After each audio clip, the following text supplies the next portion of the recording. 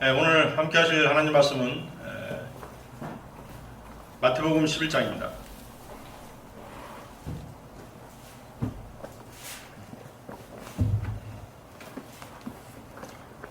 마태복음 11장 28절 30절 말씀입니다.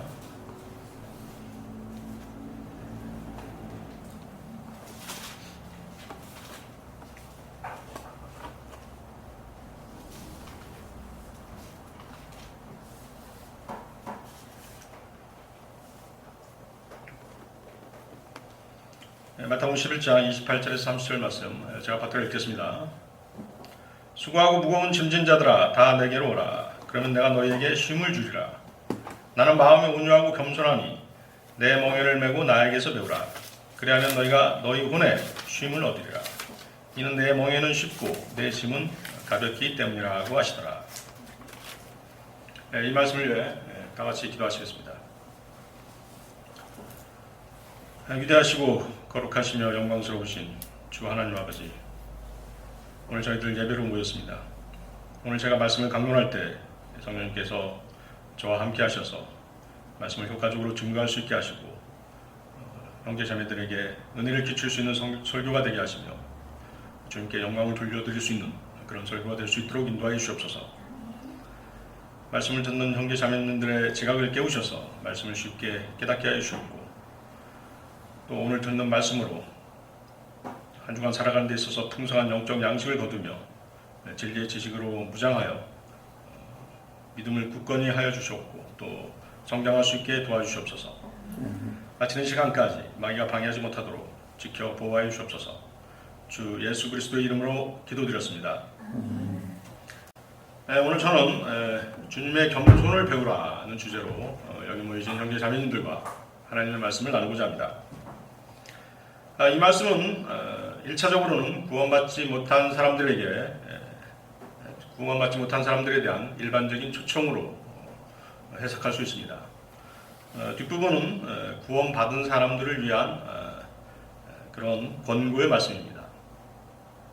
수고하고 무거운 짐진 자들은 삶에 지치고 무거운 죄짐까지 짊어진 사람들을 말합니다. 주님께서는 나에게 와서 구원을 받고 홀가분하게 죄짐을 내려놓으라고 말씀하십니다. 두 번째는 예수 그리스도의 보혈의 공로로 구원은 받았으나 어떻게 신앙생활을 해야 될지 모르고 방황하는 사람들을 향한 주님의 권고의 말씀입니다. 그들은 주님을 영접했다고는 하나 주님과 함께 짐을 지지 않는 사람들입니다. 주님은 세상에서의 삶의 무게와 죄의 고통과 온갖 좌절로 상처 입은 혼들에게 자신의 멍에가 사탄이나 세상이 주는 멍에보다 가볍다고 말씀하시는 것입니다. 멍에는 언뜻 십자가를 연상시키기도 합니다. 그러나 멍에는 혼자 지는 것이 아닙니다. 항상 둘이 지게 되어 있고 짐승들에게 지울 때도 두 마리에게 멍에를 붙들어 매주는 것입니다. 따라서 주님께서 말씀하신 멍에는 주님과 함께 지는 것입니다. 그러기에 주님은 내 멍에는 쉽고 내 짐은 가볍기 때문이라고 말씀하십니다. 주님께서는 우리와 함께 하신다고 약속하셨기 때문에 우리는 담대히 그 멍에를 질 수 있어야 합니다. 멍에가 거추장스럽고 부담스럽고 무겁다고 여기는 이유는 주님께 자신을 맡기지 못하기 때문입니다. 그러나 주님께서는 내게로 오라고 말씀하십니다.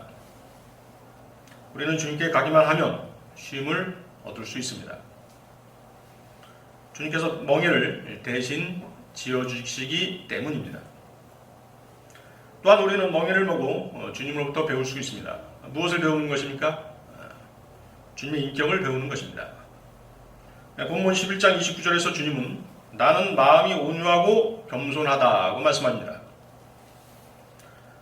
따라서 오늘 이 시간에는 육신을 입고 오신 주님이 보여주신 여러 인격 중 겸손을 하나님의 말씀을 통해서 배우는 시간을 갖고자 하는 것입니다. 주님의 겸손을 배우라. 첫 번째는 육신을 자랑하지 말라. 여러분들 마가복음 6장 보십시오. 마가복음 6장 1절에서 6절 말씀입니다. 마가복음 6장 1절에서 6절 말씀.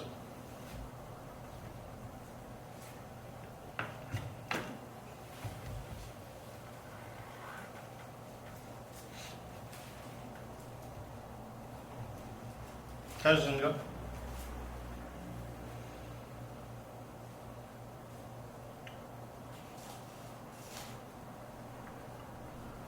그 후 주께서 그곳을 떠나 자기 고향으로 가시니 제자들이 그를 따라가더라. 안식일이 되자 회당에서 가르치기 시작하시니 많은 사람이 듣고 놀라며 말하기를 이 사람의 이런 것이 어디서 났는가? 그가 받은 지혜는 어떤 것이며 그의 손으로 이루어 놓은 이 같은 능력 있는 일들은 어떤 것이냐? 이 사람은 마리아의 아들이며 야고보와 요새와 유다와 시몬의 형제인 목수가 아니냐? 또 그의 누이들이 여기 우리와 함께 있지 아니하느냐 하며 그들이 주로 인하여 실족하더라. 그러자 예수께서 그들에게 말씀하시기를 선지자가 자기 고향과 친척과 자기 집을 제외하고는 존경을 받지 않는 곳이 없도다고 하시니라.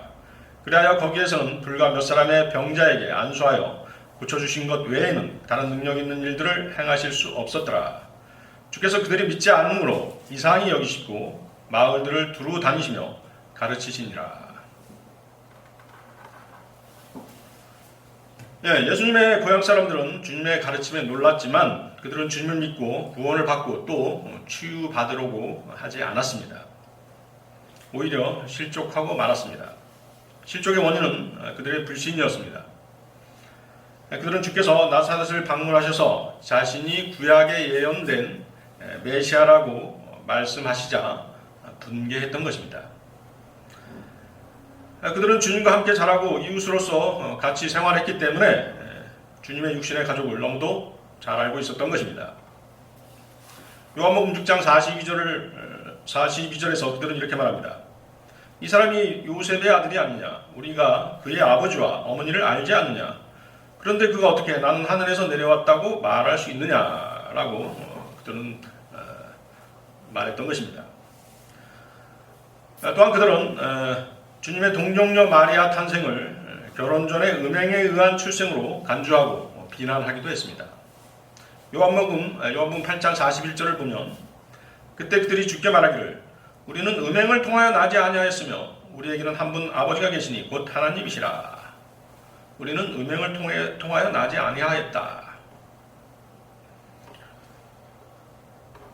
예수님의 모친 마리아에게는 다른 자녀들이 있었습니다. 본문에는 4명의 주의 형제들의 이름이 호명되고 있습니다. 또 2명 이상의 누이들이 있었음을 알 수 있게 합니다.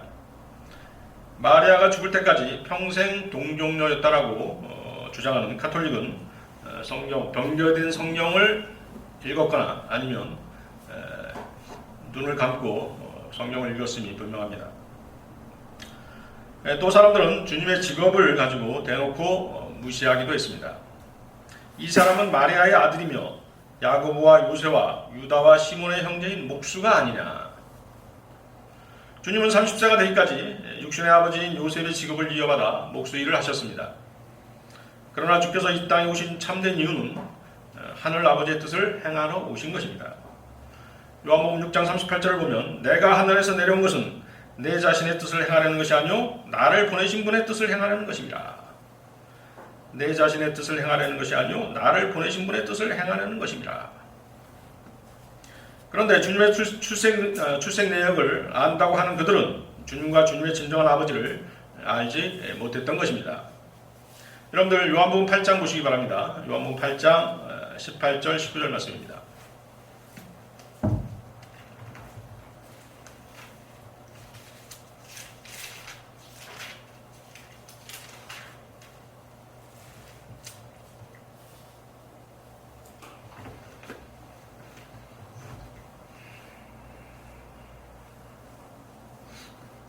하셨습니까? 요한복음 8장 18, 19절 말씀. 나는 나 자신에 대하여 증거하며 또 나를 보내신 아버지께서도 나에 대하여 증거하시느니라고 하시더라.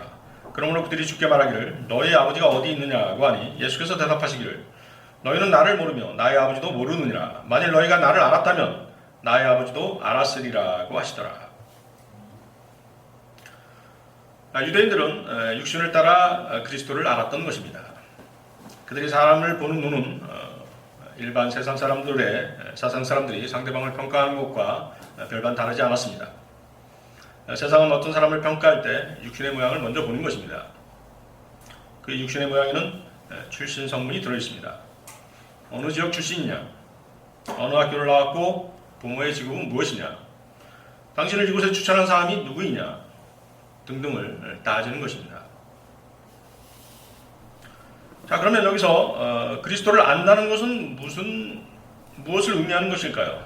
여러분들 요한복음 1장 10절 12절 보십시오. 여러분들이 외워놓고 있어야 할 구절이죠. 요한복음 1장 12절은 외우셔야 됩니다. 우리가 복음을 전할 때 반드시 필요한 구절이지 않습니까?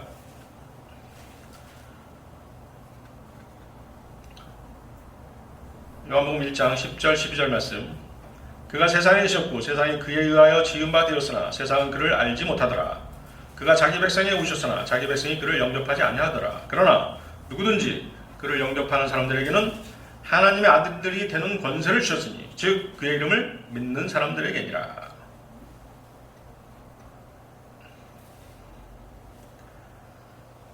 자, 사도신경을 외우고 주기도문을 외우고 침례를 받고 성찬식에 참여하고 금식기도를 하고 방언을 하고 미사에 참여한다고 해서 그리스도를 아는 것이 결코 아닙니다. 그리스도를 아는 것은 개인적으로 주님을 구주로 믿고 영접하는 것입니다. 주님을 영접하기 전까지 그 사람은 그리스도나 하나님을 알 수 없으며 영원한 생명을 소유하지 못하는 것입니다. 여러분들 17장, 요한복음 17장 3절도 보십시오.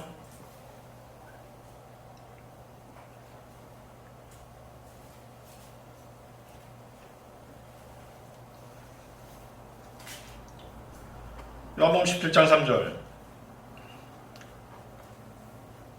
영생은 이것이니 곧 사람들이 유일하시고 참 하나님이신 아버지와 아버지께서 보내신 예수 그리스도를 아는 것이옵니다. 예수 그리스도를 아는 것이 영생인 것입니다. 이슬람교나 로마 카톨릭은 주님을 공공연하게 마리아의 아들로 부르기를 좋아합니다. 특히 카톨릭은 예수님보다 마리아를 더 숭배합니다. 종종 성당 앞을 지나다 보면 마리아 상을 예수님 상보다 더 우아하고 아름답게 꾸며놓은 것을 보게 됩니다. 여러분들 한 번쯤 마리아 상을 꾸며놓은 그런 걸 보신 적 있으시죠? 이렇게 그 아세라라고 합니다. 나무를 이렇게 심어놓고 정원처럼 만들어놓고 거기에 마리아 상을 세우지 않습니까? 그게 아세라예요. 이스라엘 사람들이 우상 숭배할 때 그렇게 숲을 가꾸어 놓고 그 숲 가운데다가 우상을 세워놓는 것입니다. 이게 아세라입니다. 그대로 똑같이 마리아를 그런 식으로 섬기고 있는 것이죠. 여신 숭배 사상이 카톨릭에 들어온 것입니다. 바빌론의 여신 숭배 사상. 세미라미스죠. 님노세 아내 세미라미스. 그 여신 숭배 사상이 이제 세상에 다 퍼져버린 것입니다. 비너스, 미네르바, 아프로디테, 중국의 상무 이런 것들이 다 여신 숭배 사상하고 관계가 있는 것입니다. 그들은 예수님께 직접 기도하는 것보다 어머니 마리아를 통해 기도하면 기도를 더 잘 들어주신다고 그렇게 얘기하는 것입니다. 그렇지만 주님께서는 자신을 하나님의 아들, 인자, 다윗의 아들이라고 말씀하셨지 마리아의 아들이라고 그렇게 말씀하지 않으셨습니다. 주님은 가나의 혼인식장에서 육신의 어머니인 마리아가 포도주가 다 떨어졌다고 하자 뭐라고 말씀하셨습니까? 여인이여, 그렇죠? 여인이여, 내가 당신과 무슨 상관이 있나이까? 라고 하시면서 자신이 창조주이심을 나타내셨던 것입니다. 자, 그러나 주님은 창조주이셨음에도 불구하고 천한 육신의 몸으로 이 땅에 오셨습니다. 온 우주 만물을 창조하신 위대하신 하나님이시면서도 오히려 육신의 제약 가운데서 이 땅의 삶을 사셨던 것입니다. 여러분들 히브리서 보십시오. 히브리서 2장입니다. 히브리서 2장 14, 15절 말씀입니다.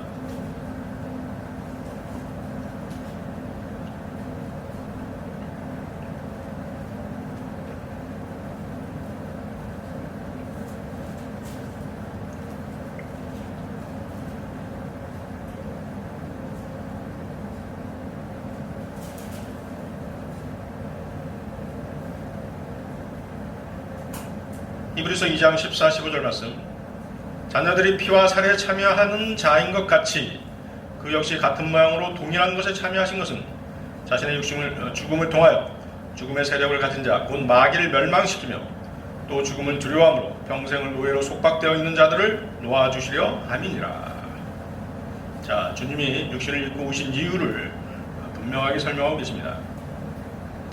주님은 자신을 대적하는 자들에게 대항하기 위하여 아버지께 요청해서 하늘의 군대를 불러낼 수도 있었고 또한 시공간과 자연의 제약에서 벗어나 편안한 육신의 삶을 살 수도 있었습니다. 그러나 주님은 한 가지 목적을 이루기 위해 온갖 고난과 고초를 견뎌내신 것입니다. 바로 육신의 몸으로 오셔서 악의 근원인 마귀를 멸하시고 죄로 인해 죽을 수밖에 없는 인간들을 구원하려고 하셨던 것입니다. 그것은 주님의 희생을 필요로 하는 것이었기 때문입니다. 주님의 겸손을 배우라. 두 번째는 하나님으로부터 오는 영광만을 구하라. 하나님으로부터 오는 영광만을 구하라. 요한복음 7장입니다. 요한복음 7장 14, 18절입니다.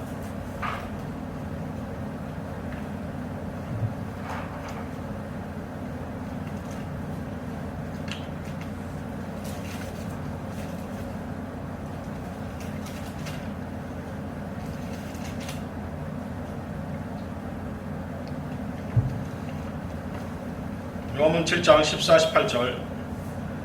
명절이 중간쯤 되었을 때 예수께서 성전에 올라가 가르치시니 유대인들이 이상히 여겨 말하기를 이 사람은 전혀 배운 적이 없는데 어떻게 그를 아는가 라고 하더라. 예수께서 그들에게 대답하여 말씀하시기를 나의 교리는 나의 것이 아니요 나를 보내신 분의 것이라. 만일 누구든지 그분의 뜻을 행하려고 한다면 그 교리가 하나님으로부터 온 것인지 아니면 내가 내 자신에 관하여 말하는 것인지 알게 되리라. 자기 자신에 관하여 말하는 사람은 자신의 영광을 구하지만 보내신 분의 영광을 구하는 사람은 참되며 그 안에 아무 불의도 없느니라. 자, 우리가 세상을 살다 보면 주위에 유독 자랑하기 좋아하고 의시되기 좋아하는 사람이 있습니다. 그런 사람의 특징은 남보다 높아지기를 좋아하는 사람입니다. 또 어떤 것을 자랑함으로써 자신의 열등감을 극복하고자 하는 그런 이유 때문에 의시되기도 하고 자랑하기도 하는 것입니다. 물론 다른 사람을 판단하는 우리도 가끔씩 자랑하기를 좋아합니다. 자랑은 자존감을 높여주기 때문에 사람들은 다른 사람들 앞에서 자랑을 하는 것입니다. 본문은 주님께서 명절 분위기가 한창 무르익었을 때 성전에 올라가셔서 유대인들을 가르치시는 장면입니다. 그 전에 주님께서는 성전에 있는 장사치들을 쫓아내시고 성전을 정결케 하셨습니다. 그 정화된 성전에서 사람들을 가르치신 것입니다. 주님께서 성전에서 가르친 내용은 그 본문을 보면 성경에 담긴 어떤 교리였던 것 같습니다. 자, 15절에서 유대인들이 이렇게 말합니다. 이 사람은 전혀 배운 적이 없는데 어떻게 그를 아는가? 이 말을 하는 유대인들은 여느 세상 사람들과 다를 바가 없습니다. 어느 학교를 나왔고 학위를 받았는지 또 외국 유학을 다녀왔는지 라이센스는 있는지를 먼저 따지는 것입니다. 그 사람의 인격과 그 사람이 가지고 있는 학문의 깊이를 먼저 보는 것이 아니라 간판을 먼저 보고 판단을 하는 것이 세상의 모습인 것입니다. 요즘 세상에서 유행하는 말이 있죠. 아빠 찬스, 엄마 찬스라는 게 있습니다. 자녀들이 아빠의 돈과 명예, 지위 등을 이용해서 쉽게 사회에 진출하는 것입니다. 주님께서는 신학교를 다니신 적도 없고 어디서 학위를 받은 적도 없으십니다. 그런데 유대인들은 자기들은 모르는 그 많은 성경 지식들을 어디서 배웠느냐며 놀라는 것입니다. 사도행전 4장 13절을 보면 사도들도 주님과 같은 그런 상황을 겪었던 것입니다. 그때 그들이 베드로와 요한이 담대하게 말하는 것을 보자 배우지 못한 무식한 사람들도 알았다가 놀라며 그들이 예수와 함께 있었다는 사실을 깨닫더라.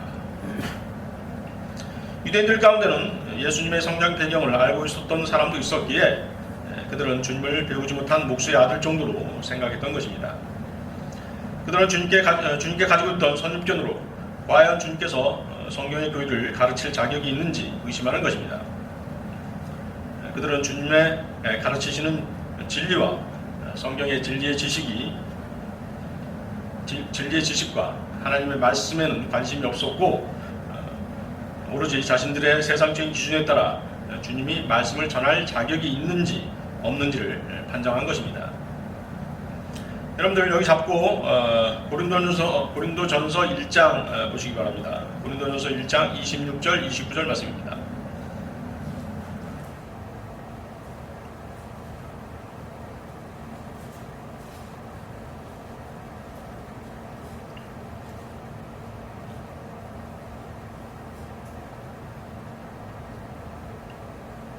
고린도전서 1장 26절 29절 말씀.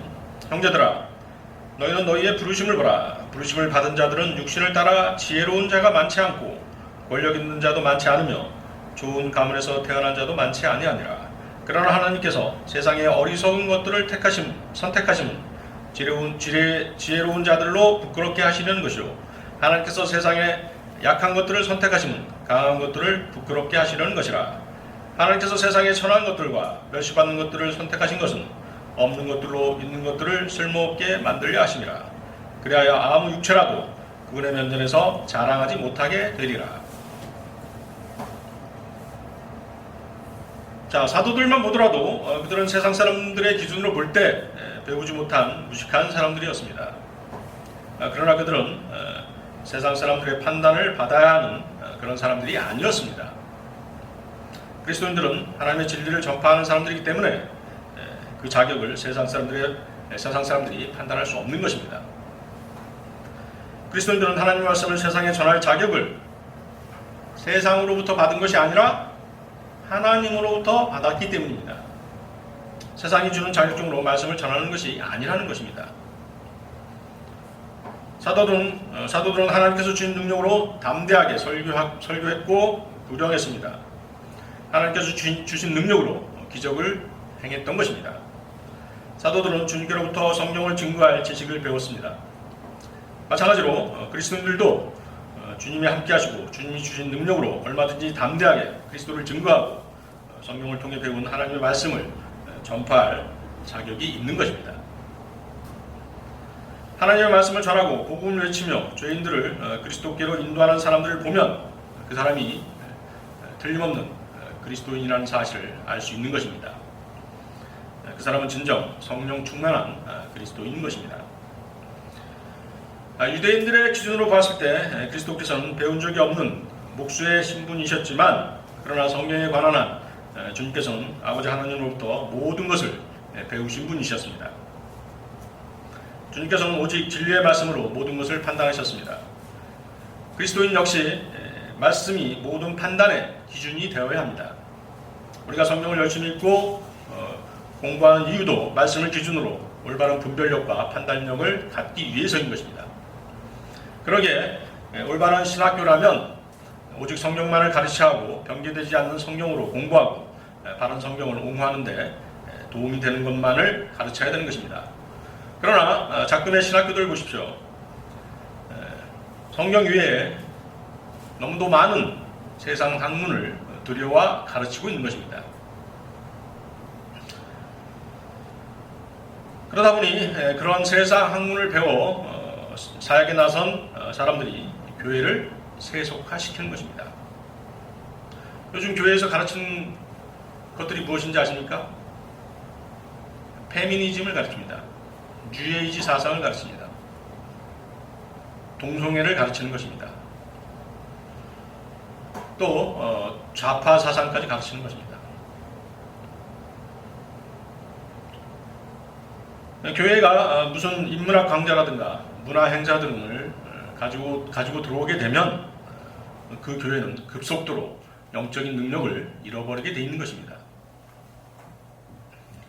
물론 세상에서는 환영을 받고 육신적인 그리스도인들은 좋아할지 모르지만 영적인 힘, 곧 하나님으로부터 오는 능력을 상실해 버리는 것입니다.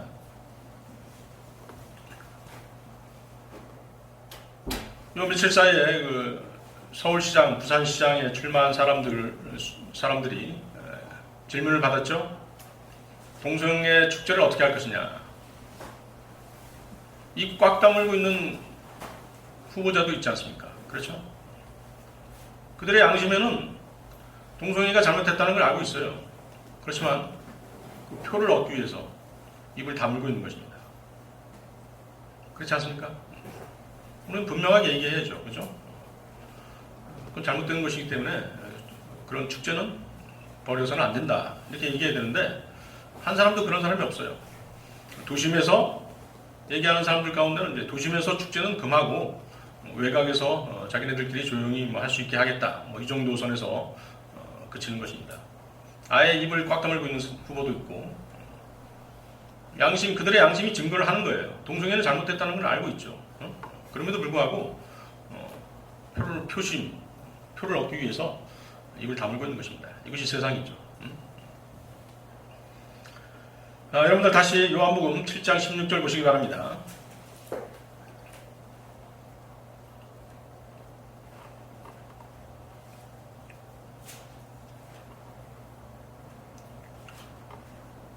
여러분들이 이제 그 며느리 또는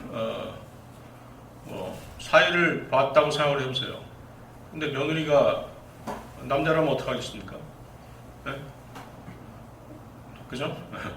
사위가 또 여자라면 동성애 때문에 그런 일이 벌어진다는 것입니다. 네? 자, 요한복음 7장 16절 예수께서 그들에게 대답하여 말씀하시기를 나의 교리는 나의 것이 아니요 나를 보내신 분의 것이라. 나의 교리는 나의 것이 아니요 나를 보내신 분의 것이라. 주님께서는 지금 자신이 가르친 교리가 하나님 아버지의 계시임을 말씀하고 계십니다. 우리 그리스도인들이 주의해야 할 것이 하나 있는데 그것은 말씀 밖으로 넘어가는 것은 절대 전해서는 안 된다는 것입니다. 차라리 모르면 입을 열지 않는 것이 현명한 자세입니다. 틀린 것을 가르치고 성경에 있지도 않은 것을 전하는 것은 주님께로부터 크게 책망받는 일입니다. 특히 성경 말씀을 함부로 첨가하고 삭제하는 무리들이 있는데 그들은 하나님을 전혀 두려워하지 않는 것입니다. 여러분들 여기 잡고 또 계시록 22장 보시기 바랍니다. 계시록 22장입니다.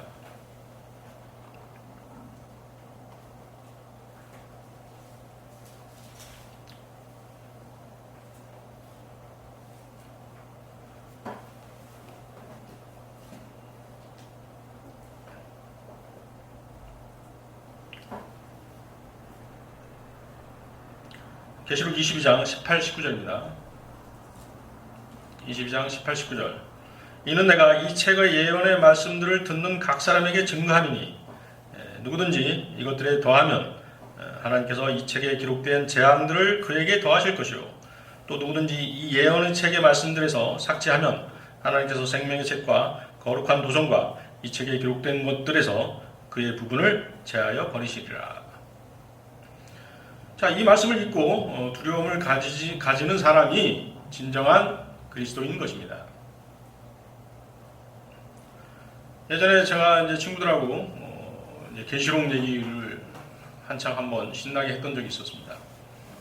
복음을 전하려고 했던 건 아니고 앞으로 되어질 일들에 대해서 얘기를 하다 보니까 계시록 얘기를 하게 됐었는데요. 한참 얘기를 하고 돌아오는 길에 내가 뭔가 잘못 얘기한 듯한 느낌이 들어가지고 그때 엄청 심각하게 아주 두려웠던 적이 있었습니다. 이 말씀이 갑자기 계시록 22장 18, 19절 말씀이 갑자기 생각이 나가지고 내가 잘못 전했으면 어떡하나 막 이런 두려움 때문에 굉장히 좀 떨면서 집에 왔었어요. 근데 이제 다시 한번 그 성경책을 보니까 잘못 전한 건 아니더라고요. 그래서 안도의 한숨을 쉬었던 적이 있었습니다. 여러분들 항상 말씀 전할 때 정말 주의해야 되는 것이죠. 모르면 차라리 입을 다물고 있는 게 좋습니다. 그게 현명한 자세예요. 괜히 틀린 얘기 자꾸 해가지고 하나님 말씀이 왜곡되거나 곡해되면 안 된다는 것이죠. 특히 계시록 말씀은 더욱이 그렇습니다. 자, 그런데 이단 교회에 몸담고 있는 사람들은 어떻습니까? 하나님의 이러한 경고에도 아랑곳하지 않고 성경 말씀을 아전 인수격으로 뜯어 고치는 것은 물론 성령님의 도움 없이 함부로 말씀을 해석해서 듣는 사람들을 멸망의 길로 인도하는 그런 무리들인 것입니다. 그들은 하나님으로부터 직접 무슨 계시를 받았다고 주장하는데 하나같이 엉터리 교리를 전개해서 사람들을 혹세 무민하는 것입니다. 또한 은사주의자들이 주장하는 내용들을 보면 성경과는 거리가 멀고 이 세상을 사는 동안 잘 먹고 잘 살자는 기복신앙을 주장하고 있음을 보게 되는 것입니다. 다시 여러분들 요한복음 7장 17절입니다. 요한복음 7장 17절.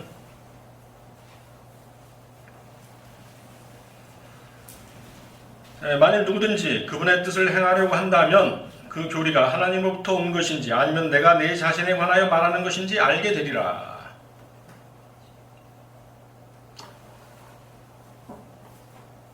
누구든지 독생자 예수 그리스도를 보내신 하나님 아버지의 뜻을 행하려고 한다면 그 사람은 정직한 마음으로 하나님의 진리를 신뢰하는 사람인 것입니다. 이런 사람은 사람들의 갈치와 한호 또는 그들이 주는 영광에는 관심을 전혀 갖지 않습니다. 그들은 오직 하나님께로부터 받을 영광에만 관심이 있는 사람들인 것입니다. 따라서 어떤 것이 진리인지의 여부와 옳고 그름을 금방 알 수 있는 명철을 가지고 있는 사람들인 것입니다. 그리스도인은 성령님의 조명에 따라 말씀을 해석하고 그 말씀을 행하려는 성실한 마음을 갖고 있어야 합니다. 하나님의 말씀으로 자신이 영광을 받고 높아지고자 하는 사람은 더 이상 하나님께서 조명을 주시지 않습니다. 겸손하지 않으면 진리를 잃어버리는 것입니다. 여러분이 하나님의 말씀을 공감하고 깨달았다면 그 영적 지식으로 하나님의 뜻을 실행하는 데 써야지 헛된 영광을 구하는 데 써서는 안 되는 것입니다. 그러므로 성령님께서는 마음이 올바른 사람에게 진리를 깨달을 수 있는 능력을 주시는 것입니다. 요한복음 5장 44절은 이렇게 말씀하십니다. 너희가 서로 영광을 받으면서 오직 하나님으로부터 오는 영광은 구하지 아니하니 어찌 나를 믿을 수 있겠느냐. 그래서 교만과 물욕으로 타락한 목사들에게는 하나님께서 결코 영적인 조명을 주시지 않습니다. 그런 타락한 목사들의 설교를 들어보면 설교의 절반이 세상 이야기거나 신문의 기사거리입니다. 아니면 인문학을 끌어들여서 설교하거나 과거의 설교를 재탕, 섬탕하는 것입니다. 그리고 자기 교회를 떠난 사람들을 저주하고 자기 자랑을 누르는 데 많은 시간을 할애합니다. 그런 목사들은 하나님께서 주지도 않은 무소무리의 종교 권력을 휘두르면서 성도들을 지배하는 목사가 대부분인 것입니다. 이런 목사의 설교를 앉아서 몇 개월씩 듣고 있는 사람들이 과연 제정신인지 의심스러울 정도인 것입니다. 여러분들 다시 요한복음 7장 18절을 보십시오. 요한복음 7장 18절 자기 자신에 관하여 말하는 사람은 자신의 영광을 구하지만 보내신 분의 영광을 구하는 사람은 참되며 그 안에 아무 불의도 없느니라. 하나님의 부르심을 받았다고 하는 목사들 가운데는 기회만 있으면 자신을 높이고 자신을 반대하는 사람들을 저주하는데 혈안이 되어 있는 그런 목사가 있는 것입니다.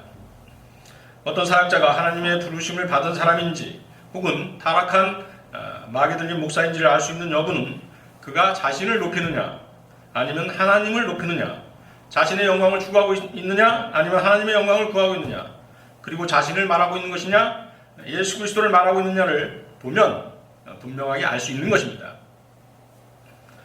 육신을 입고 오신 하나님 주 예수 그리스도께서는 결코 자신의 영광을 구하지 않으셨습니다. 오직 아버지 하나님의 뜻과 그분의 영광을 위해 모진 고난과 멸시와 모욕과 십자가의 수치를 견디셨던 것입니다. 여러분들 히브리서 12장 보십시오. 히브리서 12장 2절 3절 말씀입니다.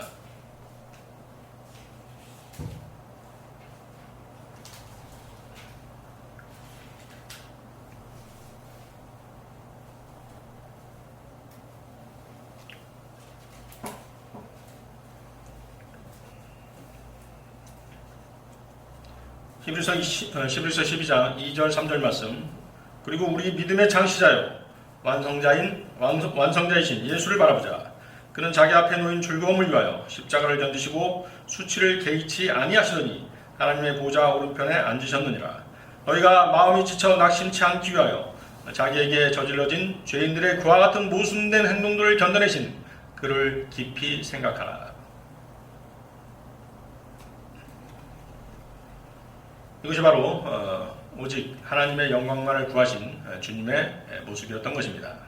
자, 주님의 겸손을 배우라. 마지막 세 번째는 주님 안에 있는 생각을 품으라. 주님 안에 있는 생각을 품으라. 빌립보서 2장 5절 8절 말씀입니다. 빌립보서 2장 5절에서 8절 말씀.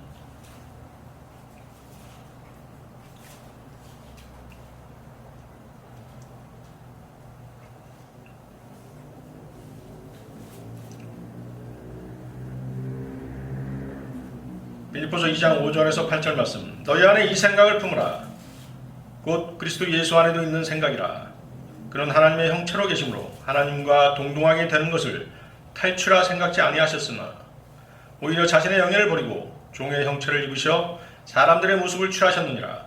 그리하여 사람과 같은 모양으로 나타나셔서 자신을 낮추시고 죽음에까지 순종하셨으니 십자가의 죽음에까지라. 너희 안에 이 생각을 품느라. 곧 그리스도 예수 안에도 있는 생각이라.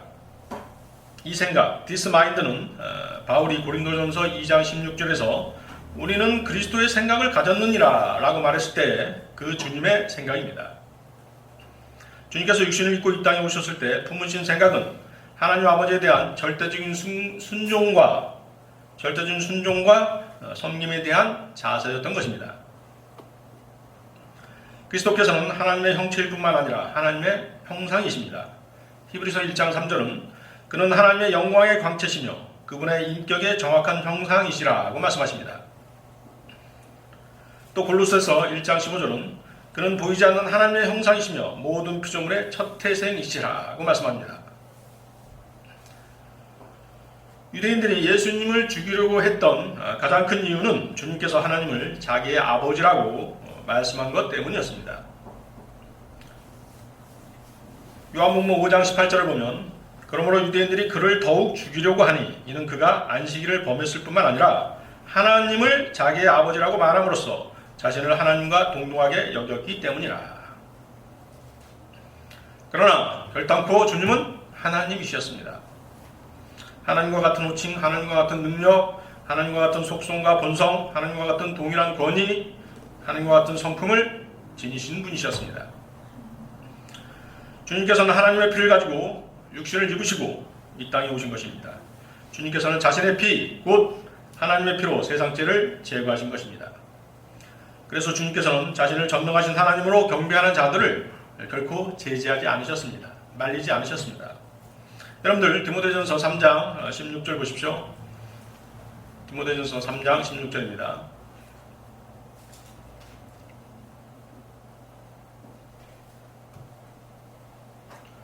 자, 디모데전서 3장 16절도 여러분들이 외워놓아야 될 그런 구절입니다. 경건의 신비죠. 경건의 신비는 논쟁이 여지없이 유대하도다. 하나님께서는 육신으로 나타나셨고 성령으로 의롭게 되셨으며 천사들에게 보이셨고 이방인들에게 전파되셨으며 세상에서 믿음 받으셨고 영광 가운데서 들려 올라가셨습니다. 이것이 바로 경건의 신비입니다. 육신으로 나타나신 예수 그리스도의 지상 사역을 단 몇 줄로 정확하게 표현하고 계십니다. 사람들은 예수 그리스도를 이 세상에 태어났던 여러 위대한 사람들 중 하나로 간주합니다. 주님을 4대 성인이니 5대 성인이니 하면서 성인의 바늘에 올려놓고 존경의 대상으로 삼는 것입니다. 일부에서는 주님을 기존 유대 종교사의 질서를 뒤엎으려다가 죽임을 당한 파격적인 혁명가 정도로 간주하기도 합니다. 그러나 주님이 육체로 나타나신 하나님이 아니시라면 주님의 죽음은 정말 의미 없는 죽음일 것입니다. 하나님이 아닌 어떤 33세 반의 남자가 나는 인류의 죄를 대속하기 위해 죽는다 라고 외쳤다면 세상은 그를 정신병자이거나 망상가로 취부할 것입니다. 다 이루었다는 십자가상에서의 그의 외침은 공허한 메아리일 뿐이며 불쌍하고 가련하고 어리석은 자기 도취에 사로잡힌 정신병자로 취급받게 될 것입니다.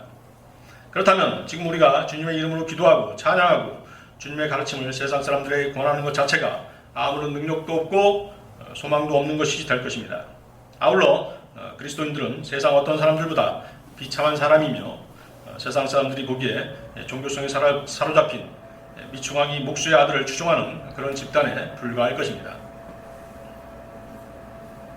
그러나 우리가 구원받았을 때 성령님께서 우리 안에 오셨기 때문에 우리는 성령님을 통해서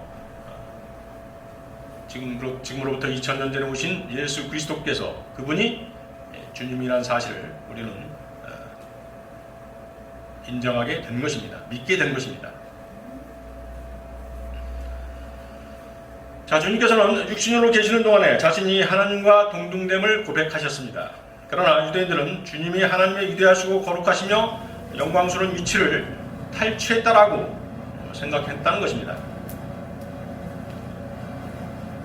요한복음 10장 33절을 보면 유대인들이 주께 대답하여 말하기를 선한 일로 인하여 너를 돌로 치려는 것이 아니고 하나님을 모독하기 때문이라. 이는 내가 사람이면서 하나님으로 자처하기 때문이라고 하니라. 그들은 주님을 메시아로 인정하지 않았던 것입니다. 유대인들이 구원을 받는 방법은 아주 간단했습니다. 육신으로 오신 하나님, 예수님을 메시아라고 인정하기만 하면 구원받는 것입니다. 그러나 그들은 예수님을 거부했던 것입니다. 오히려 그들은 주님을 범죄자로 취급했습니다. 그래서 두 강도 사이에다 주님을 십자가에 못 박았던 것입니다. 이사야서 53장 12절을 보면 이는 그가 자기의 혼을 부어 죽음에 이르게 하였으며 또 그는 범죄자들과 더불어 해하님을 받았으나 그가 많은 사람들의 죄를 지며 범죄자들을 위하여 중보를 하였습니다.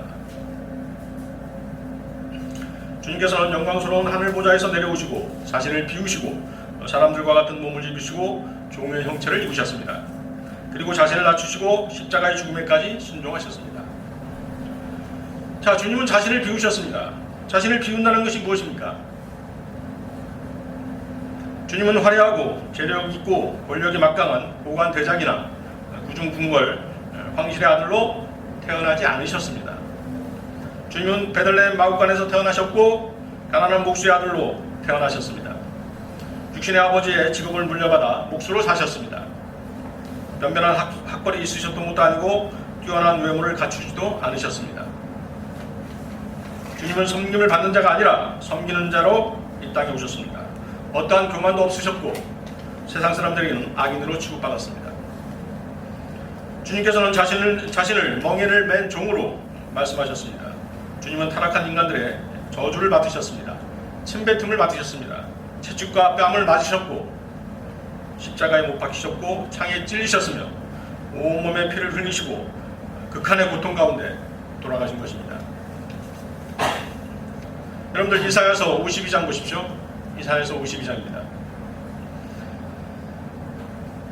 이사야서 52장 14절입니다.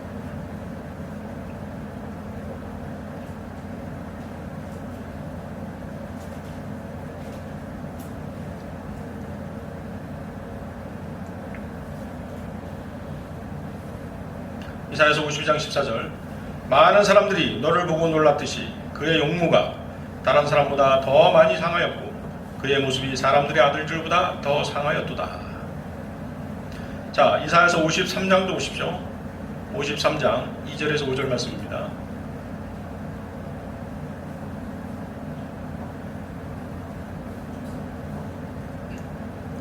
이사야서 53장 2절에서 5절 말씀. 이는 그가 그 앞에서 연한 싹 같고 마른 땅에서 나온 뿌리같이 자랄 것이며 그는 모양도 우아함도 없으시니 우리가 볼 때 그를 흠모할 아름다움도 없음이라. 그는 사람들에게 멸시받고 거부되었으며 슬픔의 사람이요 질고에 익숙한 사람이라. 우리가 우리의 얼굴을 그로부터 숨긴 것 같이 그는 멸시받았고 우리는 그를 존중하지 아니하였도다. 실로 그가 우리의 질고를 지고 우리의 슬픔을 지었는데도 우리는 그가 형벌을 받아 하나님께 맞으며 고난당한 줄로 생각하였도다. 그러나 그는 우리의 허물을 인하여 상처를 입었고 그는 우리의 죄악을 인하여 상하였도다. 우리의 화평을 위한 징계가 그에게 내려졌고 그가 맞은 채찍으로 우리가 치유되었도다. 네, 여러분들이 주님의 이러한 십자가의 모진 고난 덕분에 죄사함을 받았다면, 구원을 받았다면, 거듭났다면 과연 어떠한 삶을 살아야 되겠습니까? 여러분들 히브리서 13장 보십시오. 히브리서 13장 12, 13절입니다.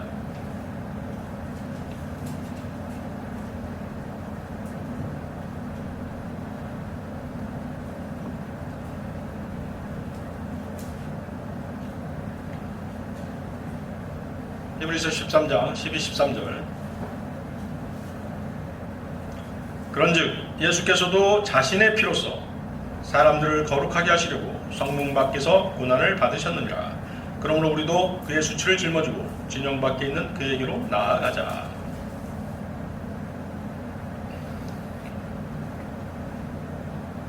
우리도 자신을 비우고 무시당하고 비방당하고 욕을 먹고 고난을 거부하지 아니하고 범죄자처럼 취급당하더라도 진영 밖에 있는 그분께로 나아가야 하는 것입니다.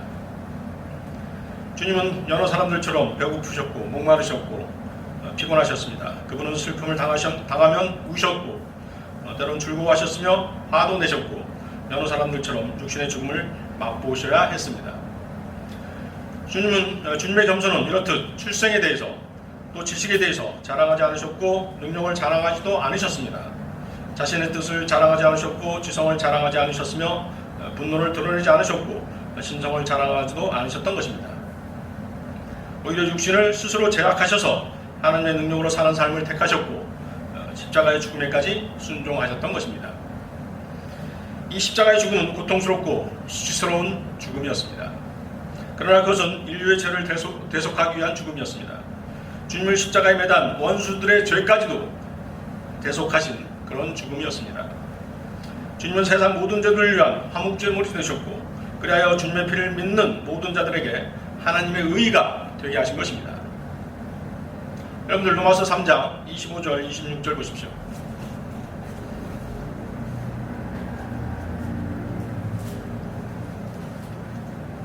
로마서 3장 25절 26절.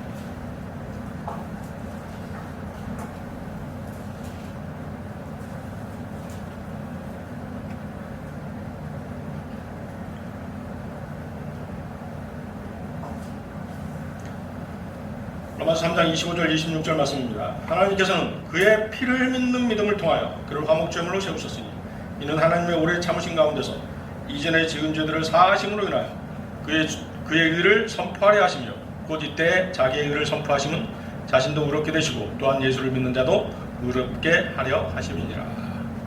피를 믿는 믿음. 아까 우리 어떤 얘기 했습니까? 믿음의 창시자라. 예수님이 믿음의 창시자라고 하셨죠? 바로 그것입니다. 예수 그리스도의 믿음입니다. 여러분이 구원받은 것은 예수 그리스도의 믿음으로 구원받은 것입니다. 예수님이 우리가 복음을 선포할 때 주님께서 그 사람한테 믿음을 주시는 것입니다. 아시겠습니까? 그 믿음으로 예수 그리스도를 영접하는 것입니다. 그것이 바로 예수 그리스도의 믿음입니다. 그 예수 그리스도의 믿음은 예수 그리스도의 피를 믿는 믿음과 같은 것입니다. 그래서 예수 그리스도의 피가 계속 나오지 않습니까?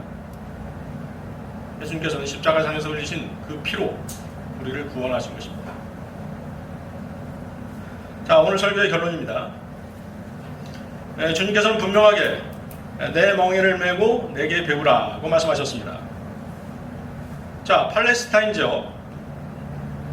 지역에서는 농부가 밭을 갈 때 멍에를 어미소에게 씌우고 그 다음에 그 멍에를 연결해서 송아지를 따라가게 하는 것입니다. 이 때문에 어미소는 힘들여 밭을 갈아도 송아지는 힘들이지 않고 어미소와 함께 어미소를 따라가게 되어 있는 것입니다. 송아지가 느낄 때 밭 가는 것이 별것 아닌 것입니다. 그냥 어미소 곁에서 따라가는 정도입니다. 예수님께서 바로 이런 모습을 두고 사람들에게 내 멍인을 메고 나에게서 배우라고 말씀하신 것입니다. 예수님께서 어미소의 역할을 하시는 것입니다.